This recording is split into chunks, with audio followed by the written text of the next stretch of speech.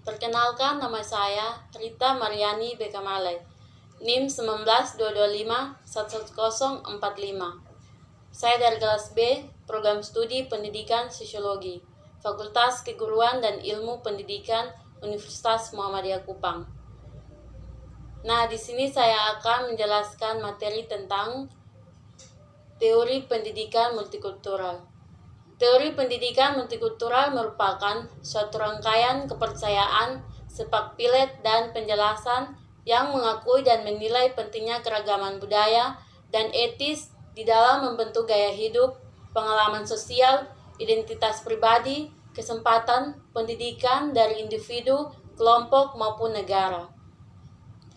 Di dalam pengertian ini terdapat adanya pengakuan yang menilai pentingnya aspek keragaman budaya dalam bentuk perilaku manusia. Para pakar memiliki visi yang berbeda dalam memandang multikultural. Para pakar memiliki tekanan yang beragam dalam memahami fenomena multikultural. Ada yang tepat mempertahankan adanya dominasi kelompok tertentu hingga yang benar-benar menekankan pada multikultural. Pengenalan sudut pandang para pakar teori pendidikan multikultural ini akan sangat membantu kita lebih mengenali pelaksanaan di lapangan. Di sini saya akan menyampaikan tentang teori pendidikan multikultural menurut para ahli Horace Kallen. Horace Kallen adalah prinsip teori multikultural. Multikultural budaya di sini disebut sebuah pluralisme budaya yang diartikan sebagai menghargai tingkat perbedaan dalam batas-batas persatuan nasional. Kallen mencoba mengekspresikan bahwa masing-masing kelompok etis dan budaya di Amerika Serikat itu penting dan berkontribusi untuk menambah variasi dan kekayaan budaya, misalnya saja di Amerika Serikat. Kallen mengakui bahwa budaya waspada di Amerika Serikat adalah budaya yang dominan dan harus diakui oleh masyarakat. Sedangkan budaya-budaya yang lain dipandang menambah variasi dan kekayaan budaya di Amerika Serikat. Teori yang kedua, James E. Banks. James E. Banks dikenal sebagai prinsip pendidikan multikultural. Banks yakin bahwa pendidikan seharusnya lebih mengarah pada pengajaran mereka sebagai pikiran daripada apa yang dipikirkan. Siswa perlu disadarkan bahwa di dalam pengetahuan yang dia terima itu terdapat beraneka ragam interpretasi sesuai kepentingan masing-masing. Ia menjelaskan bahwa siswa harus diajarkan memahami semua jenis pengetahuan dan interpretasi yang berbeda-beda. Siswa yang baik adalah siswa yang selalu mempelajari semua pengetahuan dan turut serta secara aktif dalam membicarakan konstruksi pengetahuan. Teori yang ketiga, Bill Martin. Bill Martin menulis bahwa keseluruhan isu tentang multikulturalisme memunculkan pertanyaan tentang perbedaan yang nampak sudah dilakukan berbagai teori filsafat atau teori sosial. Selanjutnya, Bill Martin menuliskan bahwa isu menyeluruh tentang multikulturalisme bukan sekedar tempat bernaungan berbagai kelompok budaya, namun harus membawa pengaruh radikal bagi semua umat manusia. Martin menentang tekanan dari sebagai selanjutnya. Martin mengusulkan suatu baru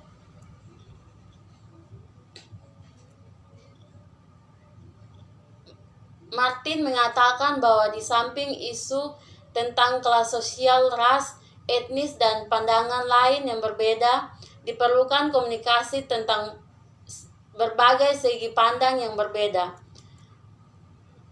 Masyarakat harus memiliki misi kolektif tipe baru dari perubahan sosial menuju multikulturalisme, yaitu visi yang munculnya lewat transformasi. Martin memandang perlu adanya perubahan yang mendasar di antara kelompok-kelompok budaya itu sampai ditemukan adanya visi baru yang memiliki dan dikembangkan bersama. Teori yang keempat, Martin Zebeks-Matustik. Martin Matustik menyampaikan gagasan bahwa segala bentuk perdebatan yang dilalui oleh masyarakat barat berkaitan dengan hukum atau tatanan dari masyarakat multikulturalisme. Kebudayaan politik dan peranan ekonomi sudah muncul. Teori multikulturalisme ini meliputi beberapa butir gagasan yang semuanya menuju kepada gagasan liberalisme Plato, yaitu tentang pendidikan dan politik.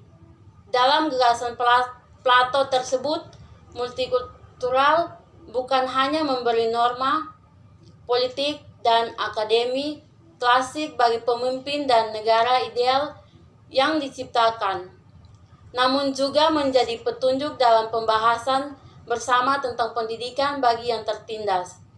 Matustik yakin bahwa pencerahan dari sebuah masyarakat multikultural akan dapat tercapai melalui kerjasama dan globalisasi, nilai-nilai lokal, dan kerangka multikulturalisme, sebuah tantangan dari kondisi bangsa yang monokultur. Teori yang kelima, Judith M. Grant. Grant menunjukkan bahwa multikulturalisme bukan hanya untuk di Amerika Serikat. Negara lain pun harus mengakomodasi berbagai kelompok kecil dari budaya yang berbeda. Kelompok-kelompok ini biasa bertoleransi terhadap keuntungan budaya dominan. Secara unik, Amerika memberi tempat perlindungan dan memungkinkan mereka mempengaruhi kebudayaan yang ada. Dengan tim, kelompok memperoleh kekuatan dan kekuasaan membawa perubahan seperti peningkatan upaya dan keamanan kerja. Wanita dan minoritas harus memperoleh kesempatan ekonomi yang lebih baik, partisipasi politik yang lebih efektif, representasi media yang lebih disukai, sebagainya. Namun akhir pada 20 telah membawa orang Amerika pada suatu tempat menerangi kebutuhan yang memerlukan pemikiran kembali yang baru dan lebih dalam tentang tujuan dan materi pendidikan dalam suatu masyarakat yang masih harus diharapkan dan dicita-citakan yang dibimbing oleh demokratis. Bangsa ini selalu memandang pendidikan sebagai cara perubahan efektif baik secara personal maupun sosial. Sehingga lewat pendidikan Amerika meraih kesuksesan terbesar dalam transformasi. Beberapa kelompok tidak bisa melihat bahwa kita sekarang adalah apa yang telah selalu ada, yaitu mereka yang sejak kelahirannya selalu memiliki masyarakat multikultural di mana berbagai budaya telah bersatu lewat perjuangan, interaksi, dan kerjasama. Teori yang keenam, Herman Suetomo.